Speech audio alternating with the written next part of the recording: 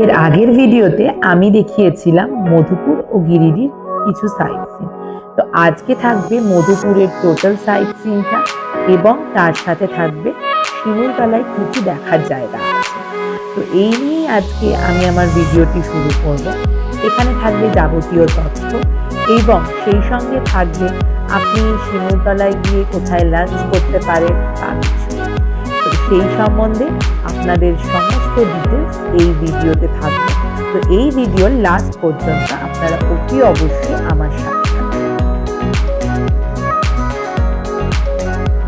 তো চলুন আপনারাও ফিরে চলুন সেই পুরোনো হাওয়া বদলে, বাঙালি বাবুদের হাওয়া বদলে এক জায়গায়, মধুপুর আর হারিয়ে যাওয়া শিমুলতলায় আমার।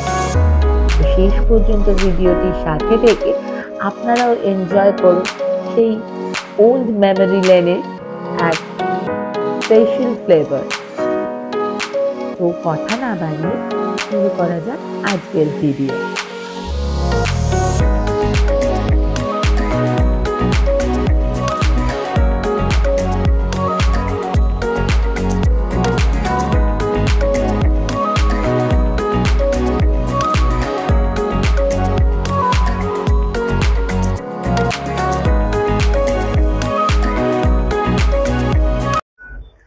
নমস্কার, আমি Soumi and welcome back to my channel the Ghumakkar girl.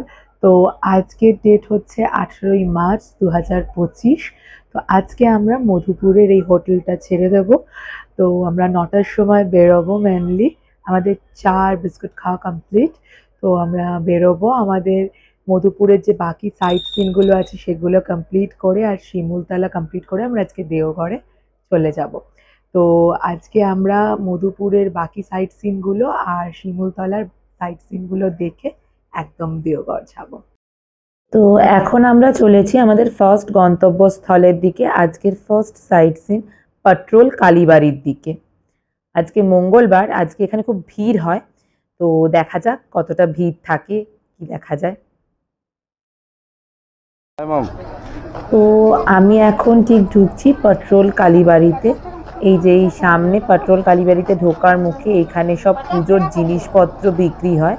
তো কেউ যদি পুজো দিতে চান এই পেট্রোল কালীবাড়িতে, তো এই বাইরে থেকে জিনিস কিনে আপনি এই ভেতরে ডালি দিয়ে পুজো দিতে পারেন। আর বাইরেও জুতো খোলার জায়গা আছে। আমি বাইরে যেখানে পুজো দিচ্ছি, মানে পুজোর জিনিসপত্র কিনছি, ওখানে জুতোটা খুলিনি।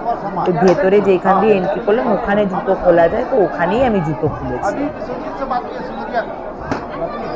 তো এখানে শুধুমাত্র মা কালীর প্রতিমা নেই, এখানে আরও বিভিন্ন ঠাকুরের মন্দিরে বাসস্থান আছে। যেমন হচ্ছে হনুমানজি, পার্বতী, তারপরে হচ্ছে রাধাকৃষ্ণ, বিভিন্ন প্রতিমা ঠাকুর এখানে আছেন। তো এই যে বিভিন্ন গম্বুজ চূড়াগুলো দেখা যাচ্ছে, এগুলো বিভিন্ন ওখানে প্রতিমা বা ঠাকুর আছে। তো এখানে ভেতরে গিয়ে আপনি খুব ভালোভাবে পুজো দিতে পারবেন, কোনো অসুবিধা হবে না। এমন যে খুব কিছু ঠেলাঠেলি বা কিছু এরকম নয়। আমরাও বেশ ভালোভাবেই পুজো দিয়েছি এখানে। তবে এখানে একটা জিনিস আমার একটুখানি খারাপ লাগলো, সেটা হচ্ছে যে এখানে প্রচুর পাঠা বলি হয়, মানে প্রত্যেক দিন আর কি, মানে যার যার মনস্কামনা পূর্ণ হয়। মাকে হয়তো এসে বলেছে যে আমি এসে বলি দেব। তো এখানে প্রচুর, এই যে হাড়ি কাঠের জায়গাটা দেখালাম, এখানে প্রচুর বলি হয়। তো আমার মনে হয় যে মা চান না কখনোই তার সন্তানের বলি হোক তার সামনে। তো যাই হোক, এই জিনিসটা আমার একটুখানি খারাপ লাগলো বটে। তবে পরিবেশটা খুব সুন্দর। এটা যেমন মনসা মন্দির, এখানে মহাদেব মন্দির, এখানে রাধাকৃষ্ণ মন্দির, অনেকগুলো মন্দির আছে, রাম মন্দির ভেতরটায়। চত্বরটা অনেকটাই বড়, অনেক বড় মন্দির আছে এখানগুলো। তো এখন আমরা এখান থেকে বেরিয়ে 52 বিঘার দিকে যাব। তো এখন আমরা যেখানে দাঁড়িয়ে আছি এটাকে 52 বিঘার অংশ বলা হয়। 52 বিঘায় মেনলি পুরোনো দিনের যে বাঙালি বাবুরা, তারা যে হাওয়া বদলের জন্য মধুপুরে আসতো তারা এখানে সমস্ত কিছু বাড়ি করে বা মানে গেস্ট হাউসের মতন করে থাকতো। এইটা হচ্ছে একটা মন্দির, এখানে এখনো দুর্গা পুজো হয়। এই আমি এখান থেকে যে যাচ্ছি আমি পুরনো যে দুর্গা মঞ্চটা আছে সেটাও আপনাদের দেখাচ্ছি। এখন ওই যে দুর্গা মঞ্চটা দেখাবো ওই দিকটায় মানে প্রচুর বড় এলাকা, 52 বিঘা। মানে এখন কিছু কিছু জায়গায় রিসর্ট বা কোনো কোনো জায়গায় হোটেল এইসব হয়ে গেছে। এখনো পুরনো কিছু বাড়ি আছে যেগুলো বিক্রি হচ্ছে অন্য জায়গায়। এই যে এইটা হচ্ছে পুরনো দুর্গা মঞ্চ, এখানে আগে হচ্ছে ওই দুর্গা প্রতিমার পুজোটা হতো, সেটা এখন এগিয়ে এসে হলুদ জায়গা, হলুদ যে প্রপার্টিটা দেখালাম ওইখানে হয়। আর ওইদিকে যে দেখাচ্ছি ওইগুলো জঙ্গল হয়ে আছে, মানে কিছু বাড়ি ভেঙে দেওয়া হয়েছে, কিছু বাড়ি আছে যেগুলো এখনো কেনা হয়নি, কিছু প্রপার্টিজ বিক্রির জন্য আছে, কিছু প্রপার্টিজ বিক্রি হয়নি, কিছু জায়গায় হোটেলস তৈরি হয়েছে, কিছু জায়গায় হোটেল তৈরি হয়নি, এখনো ওই যে সেই পড়ে আছে। এটা হচ্ছে সিংহদুয়ার আর কি। মেনলি এখান থেকে ওই ভেতরটায় ঢোকা যায় না, কারণ এখন ওই দিকটা তো পুরো জঙ্গল হয়ে আছে, তো সেই ক্ষেত্রে এখন ভেতরে একদম ঢুকতে দেওয়া হয় না। যে চারিদিকে কত বড়, মানে এখানে সমস্ত বাড়ি ছিল, কিছু বাড়ি ভেঙে দেওয়া হয়েছে বা ভেঙে গেছে। আর মানে কিছু প্রপার্টিজ ওই যেটা বললাম যে অনেকের কাছে বিক্রি হয়ে গেছে, অনেকের কাছে এখনো বিক্রি হয়নি। তো এইটাও কিন্তু এই 52 বিঘারই রাস্তা, মানে এটা কন্টিনিউ হচ্ছে। এই যে এইখানে কিছু একটা হোটেল তৈরি হয়েছে এই পেছনের দিকটায়। আর এই যে এইটা 52 বিঘার এই রাস্তায় প্রচুর বড় আর কি। আর এই যে আমি যে এই বাড়িটার সামনে দাঁড়িয়ে আছি এটা হচ্ছে আমাদের কলকাতার যে প্রিয়গোপাল বিষয় ওনাদের প্রপার্টি এটা। তো ভেতরে তো ঢুকতে দেওয়া হয় না, তো বাইরে থেকেই দেখালাম আর কি, এটা ওনাদের প্রপার্টি। এখানে ওনারা আসেন হয়তো, আর মানে এখানে লোকজন আছে তারাই ভেতরে আর কি দেখাশোনা করে। তো এটা আমাদের নেক্সট গন্তব্য বলা যায়। এটা কিন্তু ওই 52 বিঘা চত্বরের মধ্যেই, এটা কপিল মুনির আশ্রম। তো আমরা এখন ঢুকবো এখানে। তো আমাদের ড্রাইভার দাদা আমাদের সাথেই আছে, উনি আমাদের সুন্দরভাবে গাইড করে সমস্ত কিছু বলে বলে দিয়ে নিয়ে যাচ্ছিল। তো আমাদের খুব সুবিধা হচ্ছে আর কি এটার জন্য। আমি ডেসক্রিপশন বক্স নাম্বার দিয়ে দেবো। খুব ভালো, ওনারা এত সুন্দর করে গাইড করে নিয়ে আসছে। আমি ওনাদের সবার নাম্বার ডেসক্রিপশন বক্সে দিয়ে দেবো, আপনারা চাইলে ওনাদের সাথে যোগাযোগ করে এখানে সাইট সিনের জন্য গাড়ি বুক করতে অবশ্যই পারেন। কি শান্ত, কি সুন্দর হাওয়া দিচ্ছে। মানুষে বারবার ওই যে বলতো না যে হাওয়া বদলের জন্য এখানে আসতো, সত্যি এটা হাওয়া বদলের জন্য একটা পারফেক্ট জায়গা। আজকে এই মধুপুর হাওয়া বদলের জন্য কথাতে হারিয়ে গেছে। মানুষে অনেক দূরে দূরে যায়, আমরা অনেক দূরে দূরে যাই, অবশ্যই দূরে দূরে যাওয়া উচিত, কিন্তু একবার আমি বলবো মধুপুরে এসে থেকেও হাওয়া বদল আপনারা করতে পারেন। অনেকে শান্তিনিকেতন, বোলপুর তো যাই, এখানে এসে হাওয়া বদলের জন্য একবার নিশ্চয়ই থাকতে পারেন, খুব সুন্দর।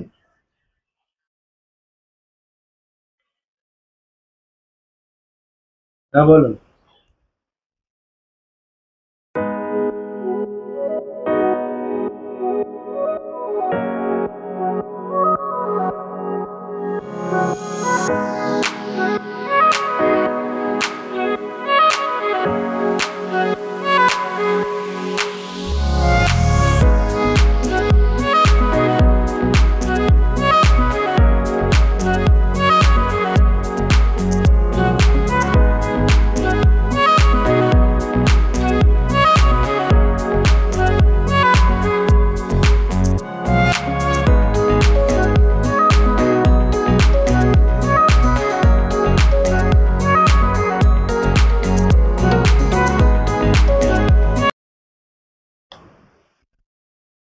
এই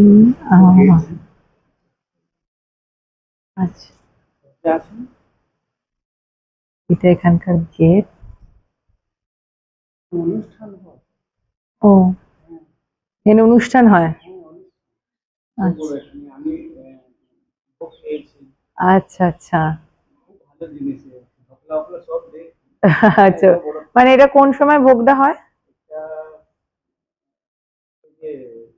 জানুয়ারি হ্যাঁ, নভেম্বর ডিসেম্বর। আচ্ছা আচ্ছা আচ্ছা আচ্ছা।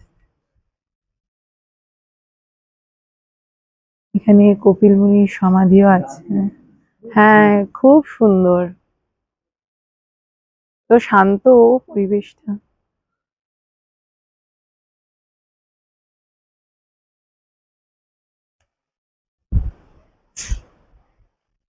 উফ, আমার মনে হচ্ছে আমি এখানেই বসে থাকি। আমার যে কি ভালো লাগছে এই জায়গাটা, মানে আমি বলে বোঝাতে পারবো না। এত সুন্দর, মানে এখানে আসলে অবশ্যই তো সাইট সিন এর জন্য আসবেন। এখানটায় একটু এই টাইমটায় আসবেন, খুব ভালো লাগবে। মানে রোদ্দুর তো গায়ে লাগছেই না, আর এত মিষ্টি একটা হাওয়া দিচ্ছে, বলে বোঝাতে পারবো না। এই যে কালকে বললাম কিছু জিনিস, কিছু অনুভূতি আপনাকে নিজেকে এসে করতে হবে, তো ব্যাগটাকে প্যাক করেই ফেলতে হবে। বড্ড ভালো লাগবে, বয়স্ক মানুষ, ছোট বাচ্চা সবাই এখানে এসে শান্ত হয়ে যাবে। এত মিষ্টি জায়গা এটা একটা।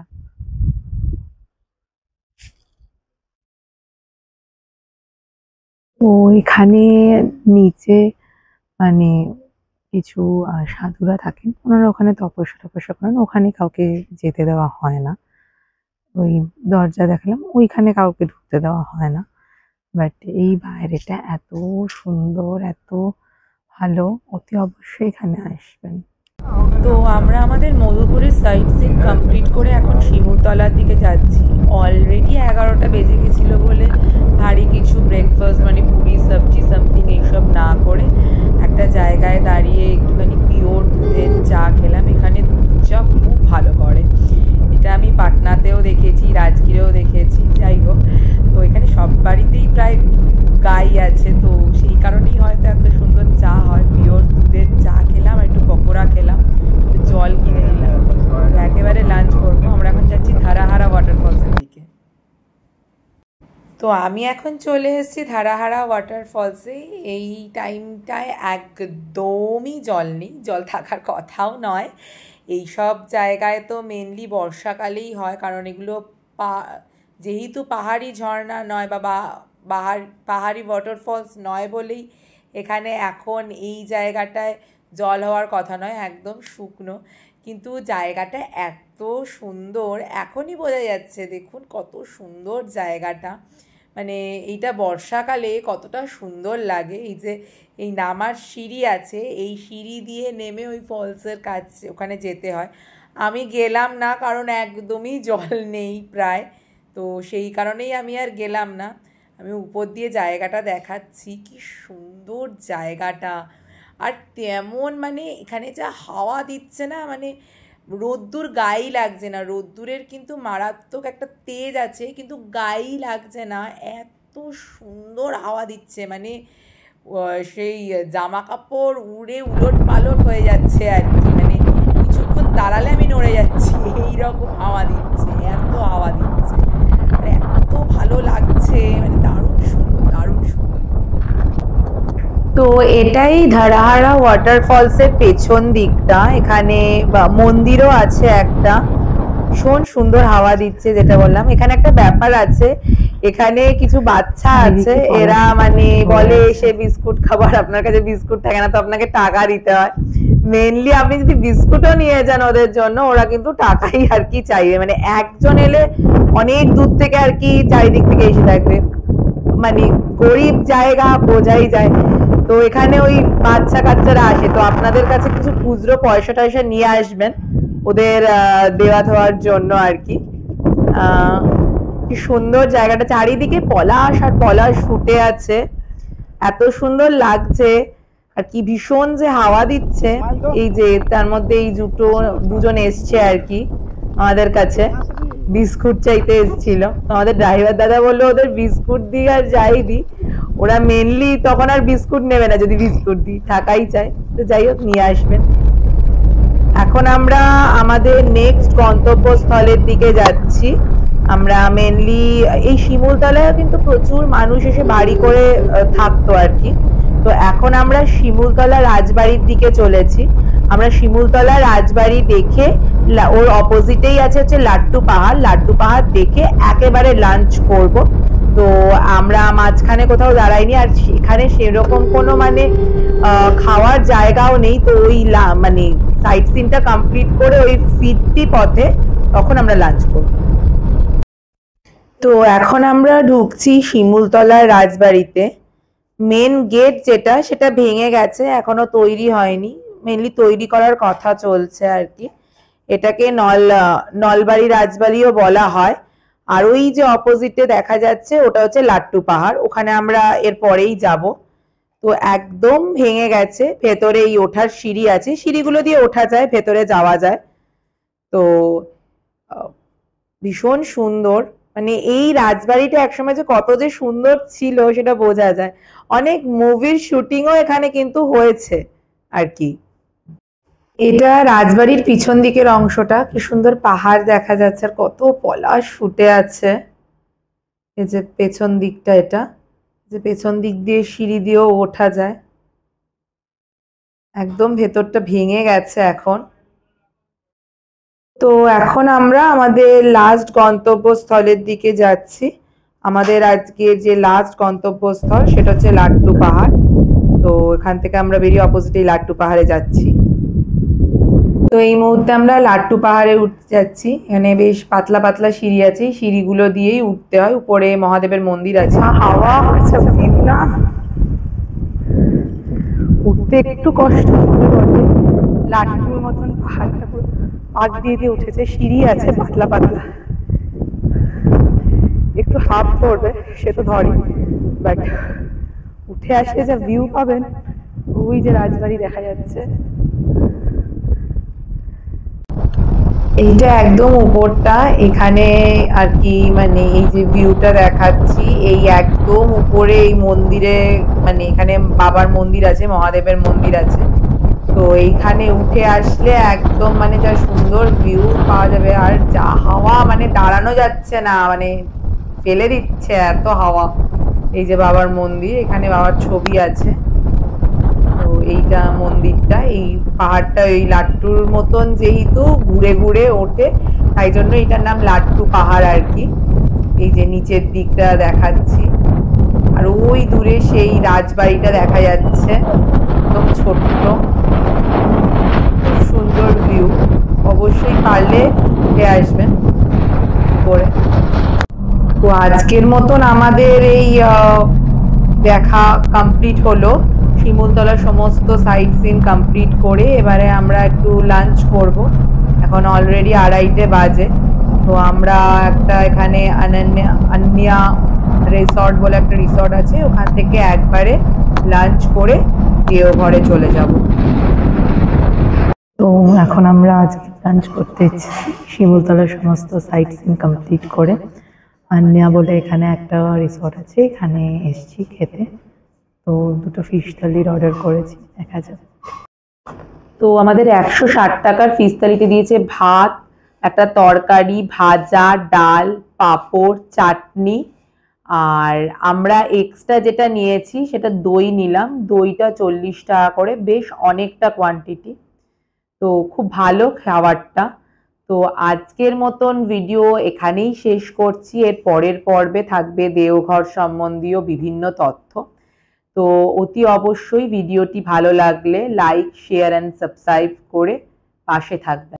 আর পরবর্তী ভিডিও আপডেটসগুলি পাওয়ার জন্য অবশ্যই বেল আইকনটি অন করে রাখবেন। আজকের মতো তাহলে এখানেই ভিডিওটি শেষ করছি। টাটা।